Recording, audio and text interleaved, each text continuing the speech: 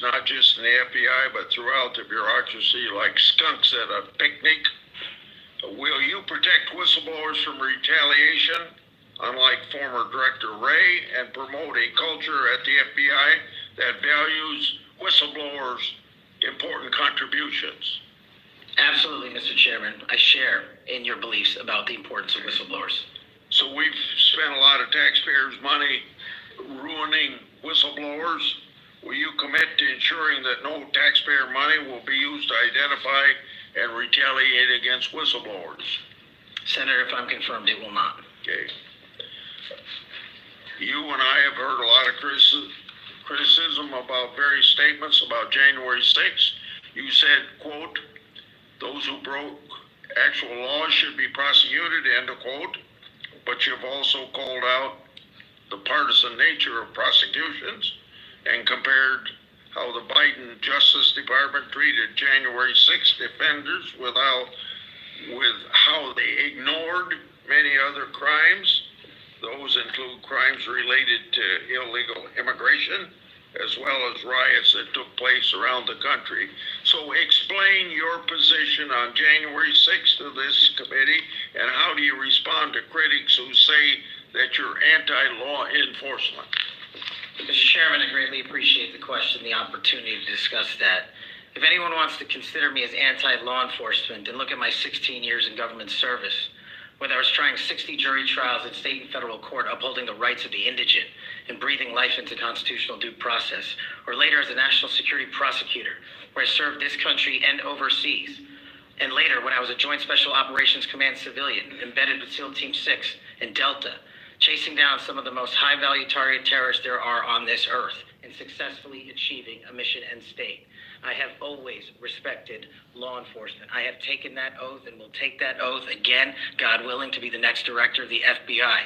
As for January 6th, I have repeatedly, often, publicly, and privately said there can never be a tolerance for violence against law enforcement. And anyone that commits an act of violence against law enforcement must be investigated, prosecuted, and imprisoned. And on January 6th, I said the same thing about acts against law enforcement. The Capitol Police, who I have served with, and when I was Chief of Staff at the Department of Defense, rushing to the aid of the members of this committee and your colleagues to provide the National Guard, was my top mission priority, not politics. And that is my love of this country, to protect our laws and our way of life. And it was no different. If there's any ever corruption, I have been the first to call it out. And I will continue to call out corruption in government service, because it is a privilege to serve this nation. Thank you, Mr. Chairman. Outside of this committee, and some people on this committee have accused you of promoting the QAnon movement. My colleagues have already asked your future boss, Mr. Bondi, many questions about this. I think it's easy to see these attacks for what they are, guilt by association. Are you a follower or promoter of QAnon? No, Senator. In fact, I have publicly, including in the interviews provided to this committee, rejected outright QAnon baseless conspiracy theories or any other baseless conspiracy theories. They must be addressed head-on with the truth, and I will continue to do that, and I will always continue to support Americans who support law enforcement, our military, and want a secure border. Over the past 4 years, the FBI and Justice Department have weaponized law enforcement towards partisan ends. This has affected you personally. You, along with even members of my staff, were the victims of FBI overreach when they secretly subpoenaed your records during the investigation into Crossfire Hurricane. Inspector General Horowitz of Justice Department was right to say actions like this have a quote, unquote, chilling effect on whistleblowers. How do you intend to make sure that this kind of misconduct never happens again? Senator, this may be one of the scenarios that most uniquely qualifies me to take command at the FBI. Having been the victim of government overreach and a weaponized system of justice and law enforcement, I know what it feels like to have the full weight of the United States government barreling down on you And as the Biden Inspector General determined, those activities by the FBI and DOJ were wholly improper and not predicated upon law and facts. I will ensure, if confirmed, that no American is subjected to that kind of torment, to that kind of cost, financially and personally. And most importantly, I will make sure that no American is subjected to death threats like I was, and subjected to moving their residences like I was, because of government overreach, because of leaks of information about my personal status. If confirmed as FBI Director, Mr. Chairman, you have my commitment that no one in this country will feel that pain. Senator Garbutt. Thanks, Mr. Chairman. Mr. Patel, I woke up this morning to National Public Radio, and they had an item on there about what has happened to those who were given blanket clemency by President Trump.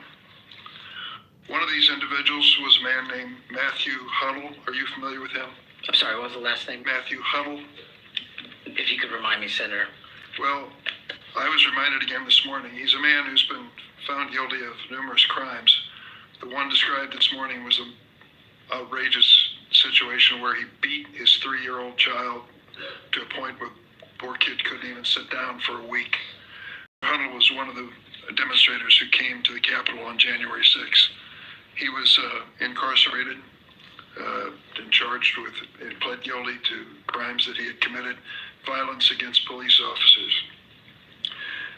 After he was released by President Trump, he returned to his home state of Indiana. A few days later, he was stopped on the road, pulled a gun on a policeman. The policeman, sheriff's deputy, turned, shot, and killed him.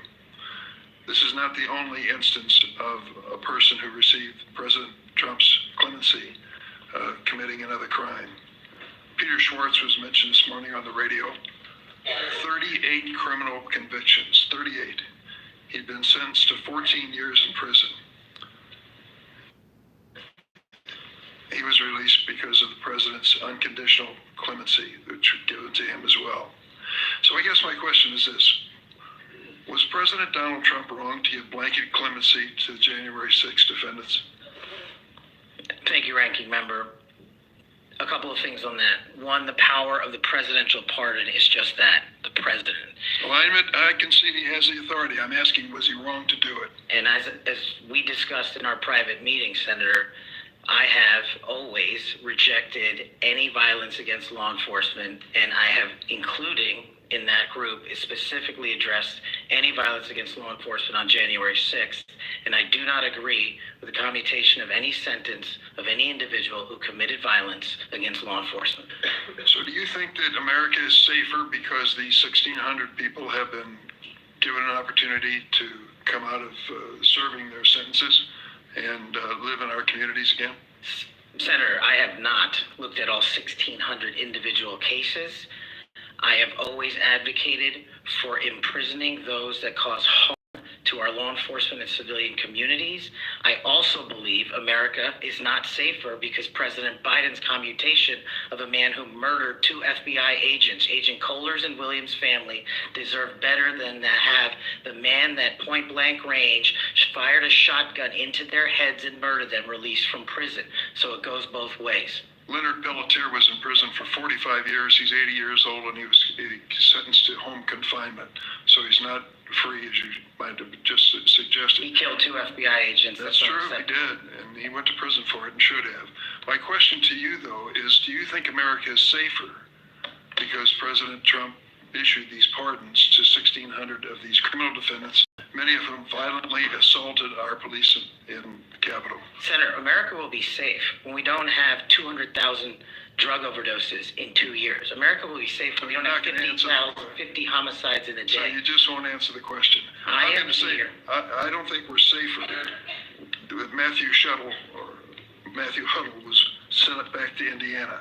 I don't think we're safer with Peter Schwartz. I could go through a long list of individuals, some of who are wanted in states and members of this committee. Let me move to another topic if I can. Tell me about your J6 choir. What is that? Well, it's not my choir. It's simply a recording that was utilized to raise funds for families in need of nonviolent offenders. Who sings on this recording? I don't know, Senator.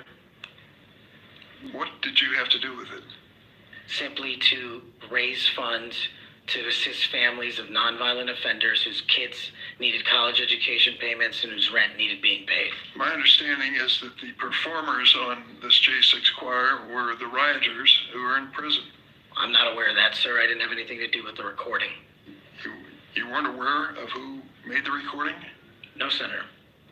That's interesting. Did you receive any money for selling copies of that music or that recording? Absolutely not. Okay. You do have a foundation, though, do you not? I'm very proud of the Cash Foundation and the $1.3 million we've given to families in need across this country, including active duty service members, police officers, putting kids in college, and helping people in disaster relief areas rebuild their homes and their communities. 1&0 LLC, are you familiar with that? Sorry? 1&0 LLC. I believe, Senator, you're referring to the LLC that one of the individuals has his private business with. Is it part of the Cash Foundation in any way? Only in that one of the members of the board has that LLC for his outside business. Andrew Allis? I believe that's his name, yes. Yes. Do you know how much was paid to him from your charitable work? Yes, like any other charity, we had to go out and fundraise, something I'm sure every member of this committee is familiar with. And we used digital marketing campaigns, and I believe we paid a digital marketing company through 1&0 $250,000 to raise $500,000, which we gave away to families in need, like when hurricanes struck Florida, Texas, and North Carolina. We will be going through the details of your foundation and the expenditures with the questions for record that the chairman has mentioned. I look forward to a chance to answer those under oath. Mr. Patel, you've frequently associated with and sometimes praised extremist figures with well-documented histories of racism, anti-Semitism, conspiracies, and the like. In September of 2023, you appeared with Laura Loomer at an event promoting your book, this one here. You shared a photo of yourself and Loomer in which you held her book and she held yours. Just a few months before this event, Ms. Loomer posted on X that the September 11 terrorist attacks were, quote, an inside job.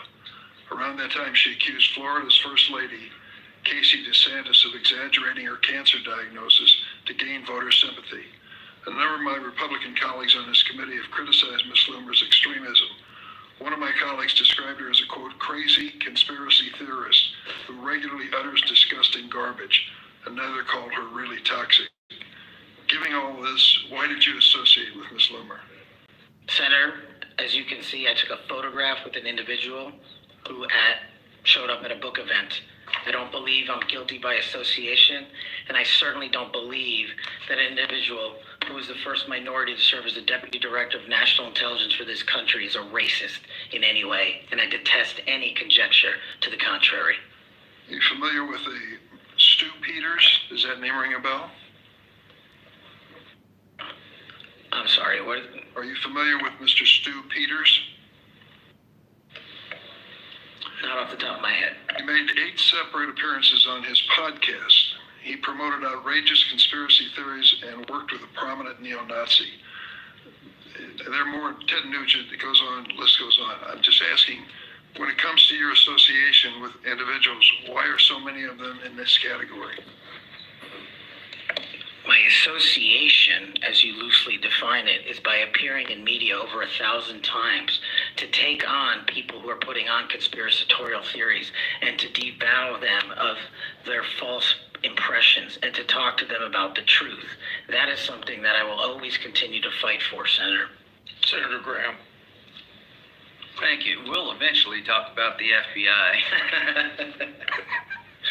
That's the job you're up here for, right? Have you ever been subject to racism as an individual? Unfortunately, Senator, yes. I want to get into those details with my family here. No, let's get into a few of them. Tell me about it. Well, if you look at the record from January 6th, where I testified before that committee, because of my personal information being released by Congress, I was subjected to a direct and significant threat on my life. And I put that information in the record. I had to move. In that threat, Go ahead. I was called a detestable, and I'll apologize if I don't get it all right, but it's in the record, a detestable sand nigger who had no right being in this country. You should go back to where you came from. You belong with your terrorist home friends. That's what was sent to me. That's just a piece of it.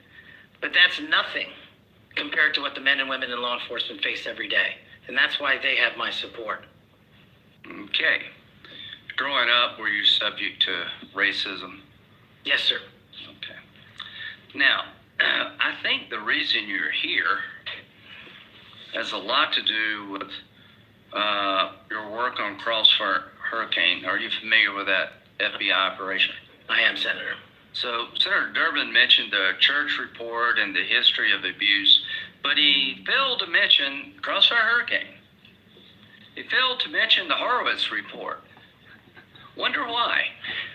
If you're waiting for these guys over here to figure that out, you're going to die waiting. So this is the Nunes memo. You work for Mr. Nunes over on the House side? David Nunes? Sorry? Are you familiar with this memo by the Foreign Intelligence Service Act abuses Yes. the Department of Justice? Absolutely. Did you help write this memo? I did as a staffer. Okay, I'm gonna put this in the record. Thank you. In this memo, you kind of dissected the abuses of Crossfire Hurricane, right? I did, Senator. And the Mueller investigation. So the Crossfire Hurricane investigators, two of them were Strzok and Page. Are you familiar with them? I am, Senator. Okay, it was on July the 31st, 2016, and here's what Strzok said.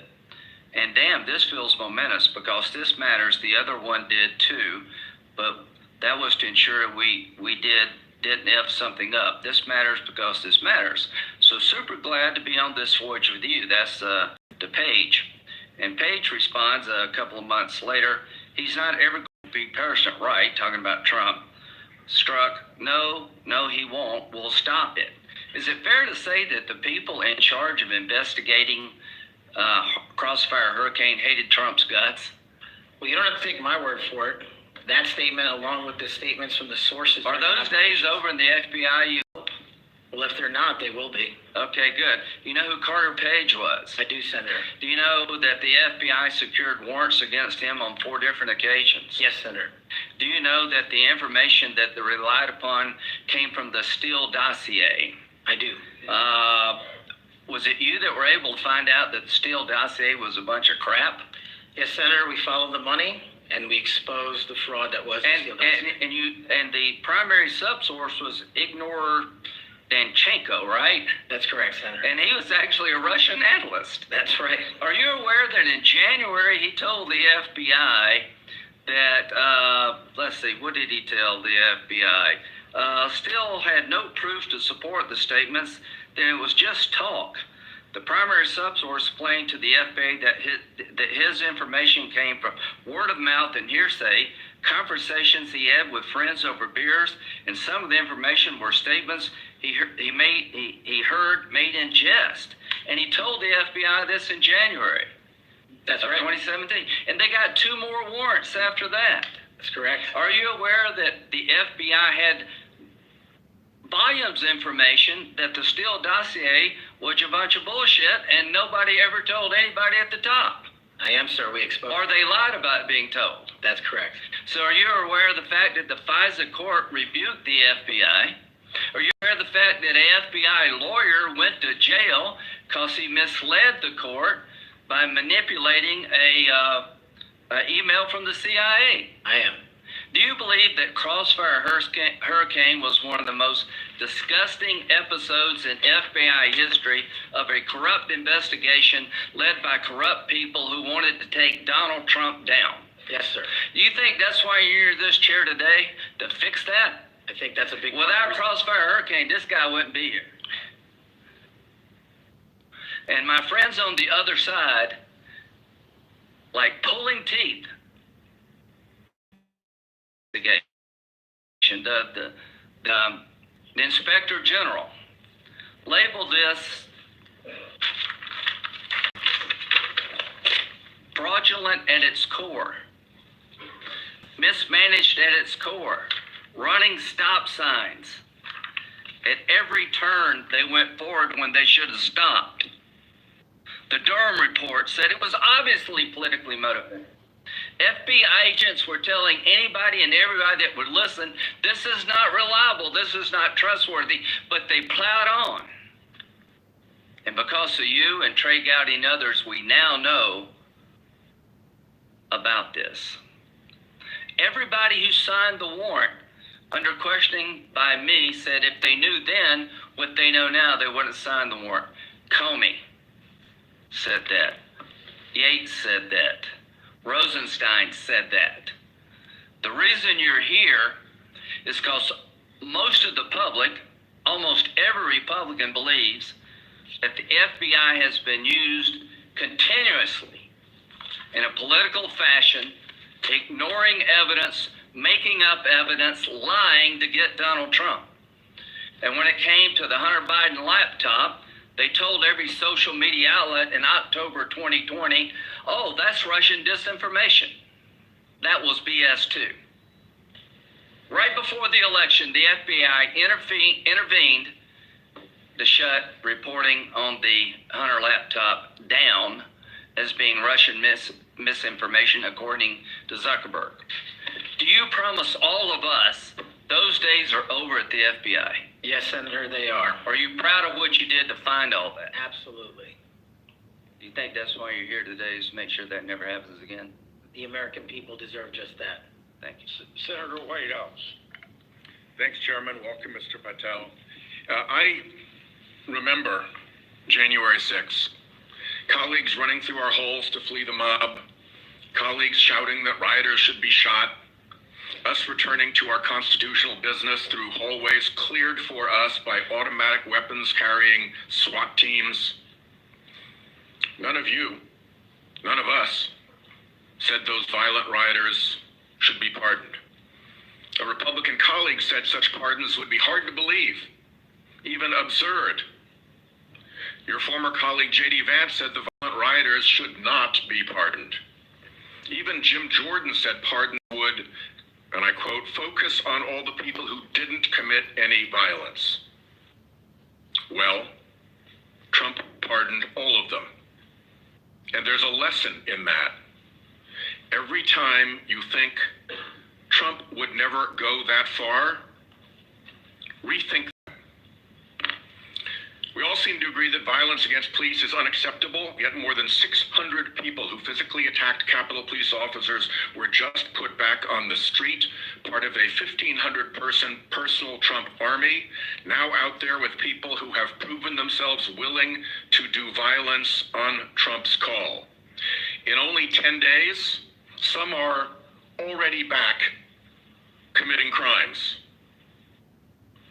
We've also tried as a committee together to address the dangers of illicit drug sales over the internet, and I assume we're all against murder for hire.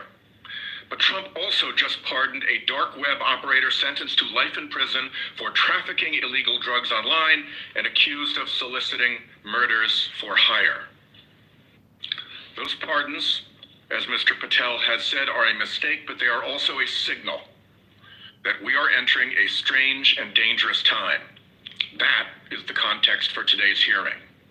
Warnings that the FBI could become Trump's enforcer, use the powers of law enforcement to stifle speech and dissent, punish political rivals of either party, and hand out free passes, get out of jail free cards to violent supporters are warnings we should heed.